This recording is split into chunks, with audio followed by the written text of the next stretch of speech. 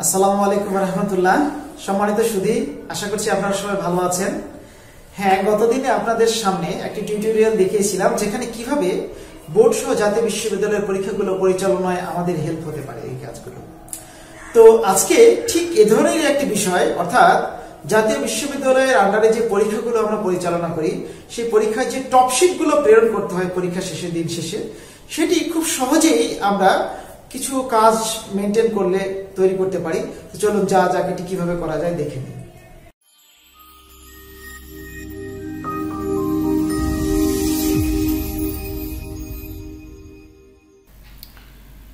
সম্মানিত সুধী, আজকে এই ডাটাবেজ অ্যানালাইসিস করে সার্চ করে কিভাবে এটি ব্যবহারিক দিক একটি আপনাদেরকে দেখাবো। যে কাজটি আমরা অনেক কষ্ট করে করি সেটি হচ্ছে কিভাবে অতি সহজে জাতীয় বিশ্ববিদ্যালয়ের আমরা টপ শিট তৈরি করতে পারি। তো এই টপ শিট তৈরির জন্য যেমন দেখুন, আমি আপনাদেরকে একটি ডাটা ফিল্টার করা একটা ডাটা অ্যানালাইসিস করা একটি তথ্য আমি আপনাদেরকে দেখাচ্ছি। এটা আমাদের কেন্দ্রের অনার্স ফার্স্ট ইয়ারের কিছু স্টুডেন্টের তালিকা। আমি এখানে সিলেক্ট অল করে এই যে দেখুন 710 জন পরীক্ষার্থী। এই পরীক্ষার্থীদের মধ্যে আমি ইতিপূর্বে একটি ভিডিওতে আপনাদেরকে দেখিয়েছি কিভাবে টেক্সট ফিল্টার কন্টেন্টের মাধ্যমে আপনি বিভিন্ন সাবজেক্টের পরীক্ষার্থীর রোলগুলো বের করতে পারেন, যেটা আমি এর আগে দেখিয়েছি। যেমন দেখুন, বাংলায় আমার পরীক্ষার্থী আছে এখানে 184 জন, ইংরেজিতে আমার পরীক্ষার্থী আছে 187 জন। অথচ এই সকল অনার্সের বিষয় মিলে একটা বিশেষ কম্পালসারি সাবজেক্ট আপনারা জানেন যে স্বাধীন বাংলাদেশের অভ্যুদয়ের ইতিহাস, এটি সবারই ফার্স্ট ইয়ারের জন্য আছে। এই সাবজেক্টে আমার পরীক্ষার্থীর সংখ্যা 1740 জন। তাহলে এই 1740 জন বা আমার আলাদা আলাদা কোডে যখন পরীক্ষা হবে আলাদা সাবজেক্টের জন্য আমাকে কিন্তু আলাদা আলাদা টপশিট তৈরি করতে হবে পরীক্ষার্থীদের। তো আমি একটা ক্লিকেই বা সামান্য কিছু কাজ করে ফাইনালি একটা ক্লিকের মাধ্যমে কিভাবে আমি এই টপশিট তৈরি করে ফেলতে পারি, আজকে আপনাদেরকে আমি সেটি দেখাবো। তো এই টপশিট তৈরি করার জন্য আমাকে প্রথমত একটি মাইক্রোসফট ওয়ার্ড ডকুমেন্ট প্রস্তুত করে নিতে হবে। আমি ওয়ার্ড ডকুমেন্টে এটি করবো আপনাদেরকে যদি দেখে। যেমন দেখুন, আমি একটি মাইক্রোসফট ওয়ার্ডের নিউ ডকুমেন্ট নিলাম, এই যে নিউ ব্ল্যাঙ্ক ডকুমেন্ট নিলাম, নিয়ে আমি এটাকে আমার একটা টপশিট তৈরি করতে চাই।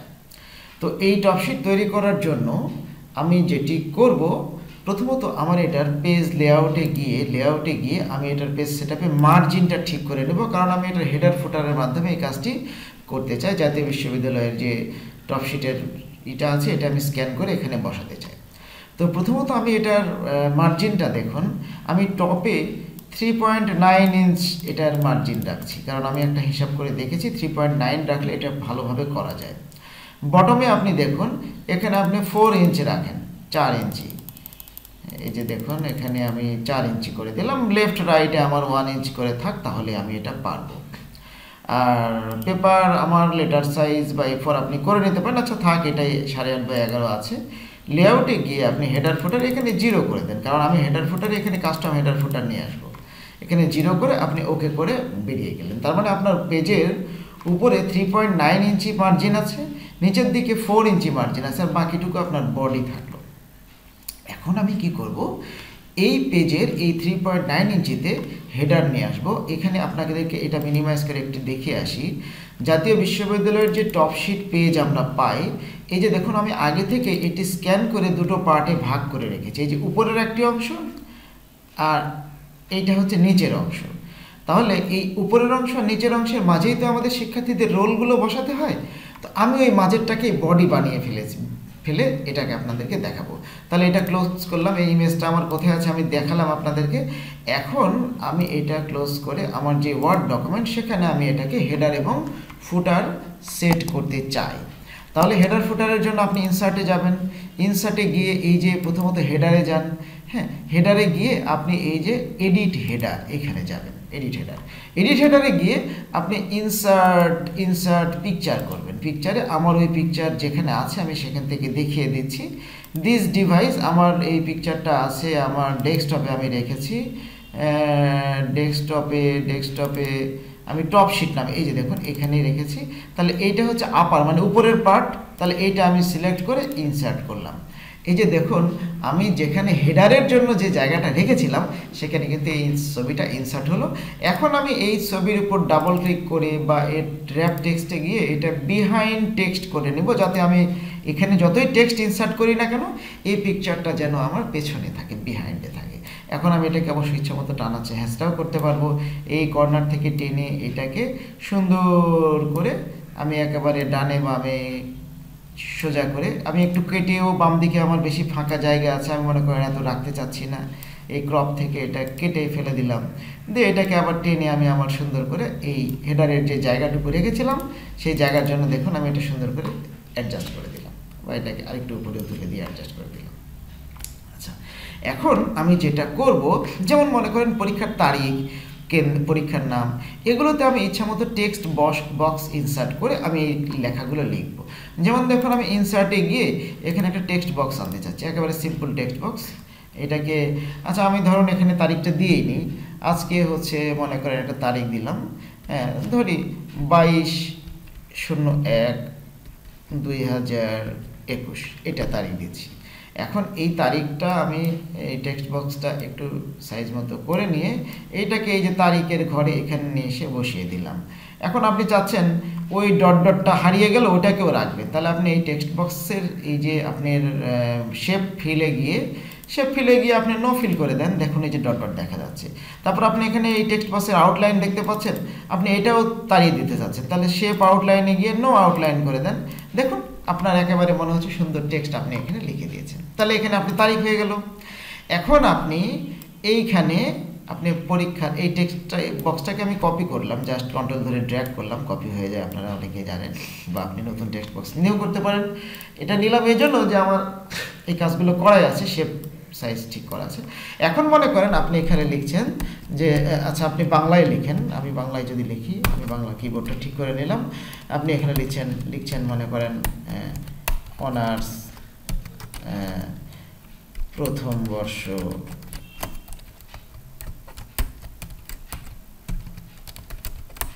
পরীক্ষা এই ধরুন 2020, ঠিক আছে, এখানে আপনি এটা দিয়ে দিলেন। এখন আপনি ইচ্ছা করলে এটাকে টেনে এদিক ওদিক বা যেভাবে হোক নিয়ে যান, বা মাঝখানে রাখলেন, কোনো অসুবিধা নেই, ঠিক আছে, এটা দিলেন। এখন আপনি মনে করেন আপনার কেন্দ্রের নাম দিচ্ছেন, তাহলে এটাকে আবার টেনে কপি করলেন, জাস্ট আমি ড্র্যাগ করছি করে কন্ট্রোল ধরে কপি করছি। যেমন পরীক্ষা কেন্দ্রের নাম আমি দিলাম, আমার কেন্দ্রের নাম ধরুন হ্যাঁ জয়পুরহাট সরকারি মহিলা কলেজ, হ্যাঁ দিলাম। এখন আমার কেন্দ্র কোড, ধরুন কেন্দ্র কোড জাতীয় বিশ্ববিদ্যালয় যে কোডটা আমাদেরকে দেয়, আমি জাস্ট এটা ড্র্যাগ কপি করছি, হ্যাঁ এখানে মনে করেন কেন্দ্র কোড 194, এটা ধরুন আমার কলেজের আমাদের কেন্দ্রের যে কোড সেটি আমি এটা পজিশন মতো করে দিলাম। এখন বিষয়ের শিরোনাম এখানে আপনি আরেকটা কপি করে নেন, হ্যাঁ ধরুন এটা বাংলা বিষয়ের টপশিট করছেন আপনি, তাহলে আপনি এখানে বাংলা লিখে দিলেন, ঠিক আছে। বিষয় কোড ধরুন আপনি এখানে বিষয় কোডের জন্য এটা কপি করে নিয়ে এটা থেকেও দিতে পারেন, ধরুন এখানে 21110001 এই কোডের পরীক্ষা আছে বাংলার, হয়ে গেল। এখন আপনি এখানে মনে করেন এই কোর্সের পূর্ণ শিরোনাম, হ্যাঁ তারপরে আপনি এখানে কোর্সের শিরোনাম হয়তো দেখা গেল বাংলা গদ্য, এটাই কোর্সের শিরোনাম, বা মানে এক্সেট্রা যা কিছু হতে পারে। তাহলে আপনার দেখুন হেডার কিন্তু এডিট হয়ে গেল। আপনি যখন একটা ফাইল এরকম তৈরি করে রেখে দিবেন তখন কিন্তু আপনার এই কাজগুলো আর বারবার করতে হবে না, আপনি জাস্ট ওইটা সেভ অ্যাজ করে বা কপি করে এডিট করে সবই ঠিক থাকলো, কোড শুধুমাত্র কোড আর তারিখ এবং বিষয়ের শিরোনাম চেঞ্জ করলে আপনার ওই হেডারের উপরের কাজটি হয়ে গেল। এখন আপনি ফুটারে গিয়ে এখানে দেখুন এই যে নিচের অংশে এখানে ডাবল ক্লিক করেও করতে পারেন, বা ইনসার্ট এই ফুটারে গিয়েও করতে পারেন। এখন আপনি নিচের অংশে এখানে একটা পিকচার, যেটা আমার ওই যে বটম যেটা আনতে চেয়েছিলাম, এই যে লোয়ার কেসে, এইটা আমি এই যে উপরে হেডারের অংশে ওটা দিলাম, আর ফুটারের অংশে আমি এটাকে র্যাপ টেক্সটে গিয়ে, আচ্ছা দেখুন এই যে র্যাপ টেক্সটে গিয়ে এটাকে বিহাইন্ড টেক্সটে নিলাম, তখন আমি ইচ্ছা মতো এটাকে টানা হ্যাঁচড়া করতে পারবো, করে আমি সুন্দর করে এখানে এটাকে অ্যাডজাস্ট করে দিলাম, হ্যাঁ অ্যাডজাস্ট করে এটা মনে করেন এইভাবে টেনে দিলাম, এই যে টেনে দিলাম, দিয়ে আমি এটা আমার পছন্দ মতো জায়গায় সেট করে দিলাম। এখন এখানেও আমার কতগুলো আনতে হবে, যেমন আপনি ইচ্ছা করলে এইটা থেকেও কপি করে এখানে এনে যদি পেস্ট করেন,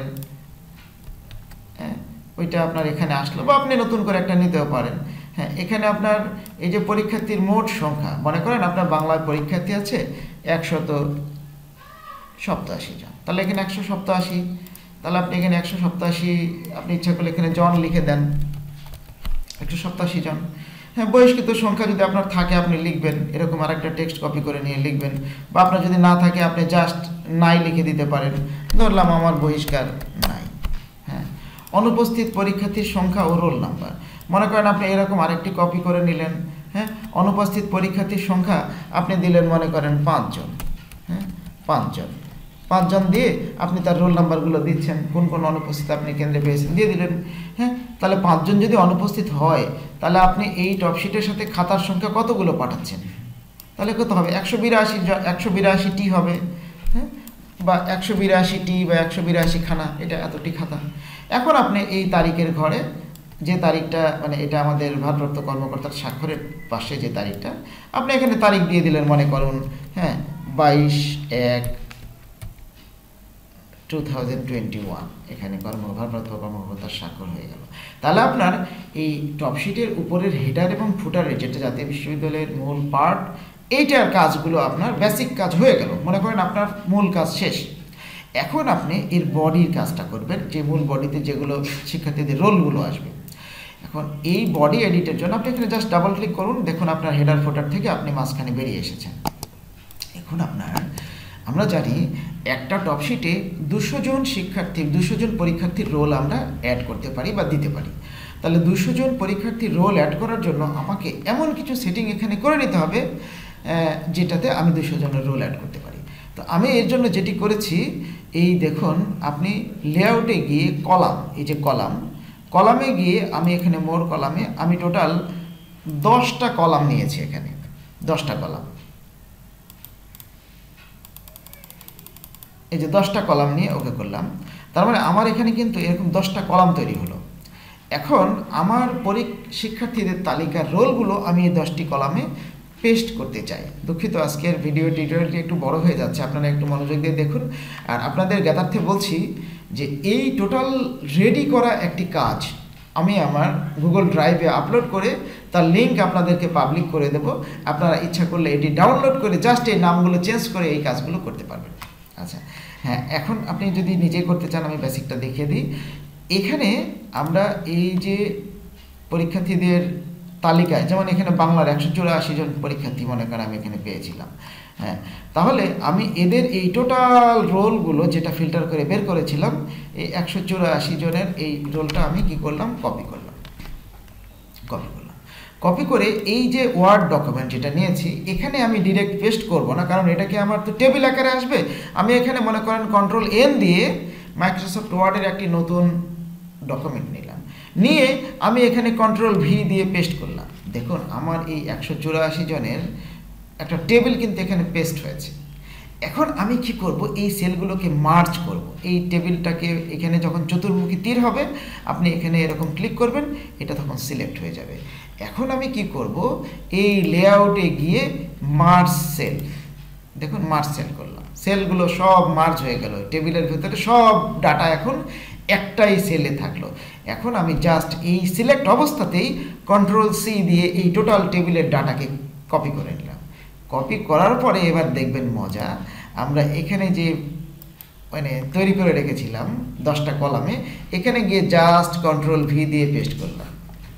দেখুন আমার কিন্তু এই যে সব রোলগুলো এখানে সিরিয়াল বাই সিরিয়াল 10টা কলামে চলে এসেছে।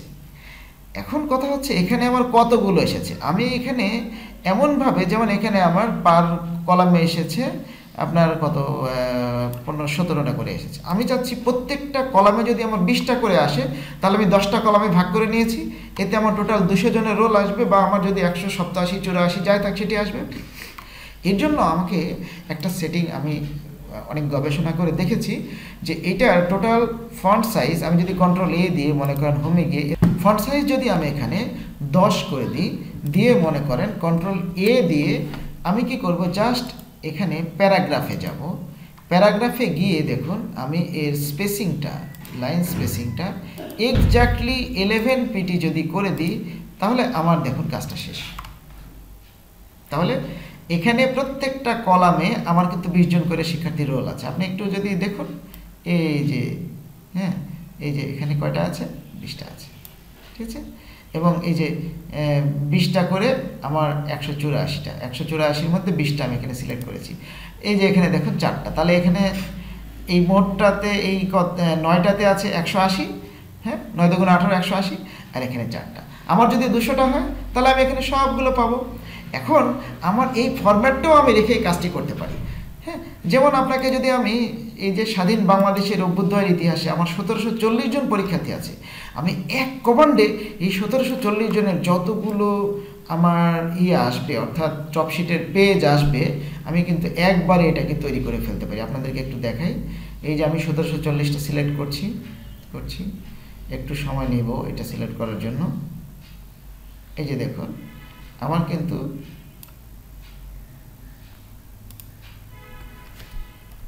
এই যে 1740টা সিলেক্ট হয়ে গেছে। আমি এটা কপি করলাম, কপি করে এই যে আমি ব্ল্যাঙ্ক ডকুমেন্ট নিয়েছিলাম এটা আমি বিতাড়িত করে দিলাম, দিয়ে এখানে আমি 1740টা পেস্ট করলাম। তাহলে আমি এই স্বাধীন বাংলাদেশের অভ্যুদয়ের ইতিহাসের এই 1740 জন সেই পরীক্ষার্থীর রোল কপি করলাম, করে এই যে চতুর্মুখী তীর যখন হলো এটাকে সিলেক্ট করলাম, করে আমি এই লেআউট থেকে এই সেলটাকে, এই সেলগুলোকে আমি মার্জ করে ফেললাম, মার্জ সেলে ক্লিক করলাম। এই যে দেখুন, হ্যাঁ, এই যে মার্জ করে নিলাম। মার্জ করার পর এই অবস্থাতেই আমি ঠিক আগের মতোই Ctrl+C ধরে এটাকে কপি করলাম, করে আমার এই যে টপশিটের যে ফাইলটি ছিল আমার এই জায়গাতে আমি এটাকে জাস্ট দেখুন, এই যে আগের কাজটাতেই আমি করতে চাচ্ছি, তাহলে এটাতে যা কিছু ছিল আমি এখানে জাস্ট পেস্ট করে দিলাম। এই যে দেখুন আমার কিন্তু এখানে অনেকগুলো, কয়টা পেজ তৈরি হয়েছে, এই যে দেখুন আমার এখানে 8টা পেজ, না 10টা পেজ তৈরি হয়ে গেছে, 10টা পেজ। এখন আমি এটাকে কি করব, এর ফন্ট সাইজ আগের মতোই, অর্থাৎ এখানে আচ্ছা 10 আছে, আমি জাস্ট এর ইয়েটা চেঞ্জ করে দেব। প্যারাগ্রাফে গিয়ে এই যে রাইট ক্লিক করে প্যারাগ্রাফ করলাম, করে আমি দেখুন এই যে লাইন স্পেসিংয়ে গিয়ে এক্স্যাক্টলি 11 পিটি এইটা করলে আমার কাজ শেষ। ও আমি Ctrl+A ধরে করেছি কিনা আরেকবার করে দিই। Ctrl+A ধরে আমি জাস্ট প্যারাগ্রাফে গিয়ে লাইন স্পেসিংয়ে গিয়ে এক্স্যাক্টলি 11 পিটি ওকে করলাম। এই যে দেখুন আমার কিন্তু এই কয়টা পেজে এসেছে, 9টা পেজে, 9 দুগুণ 1800 হওয়ার কথা, 9টা পেজে। আচ্ছা এখানে হ্যাঁ, এই যে দেখুন এখানে আমার প্রত্যেকটা পেজে কিন্তু আমি এগুলোতে জাস্ট এডিট করে 200 জন করে দেব। এগুলো প্রত্যেকটা পেজে দেখুন এখানে আপনার একেবারে পুরো 200টা আছে।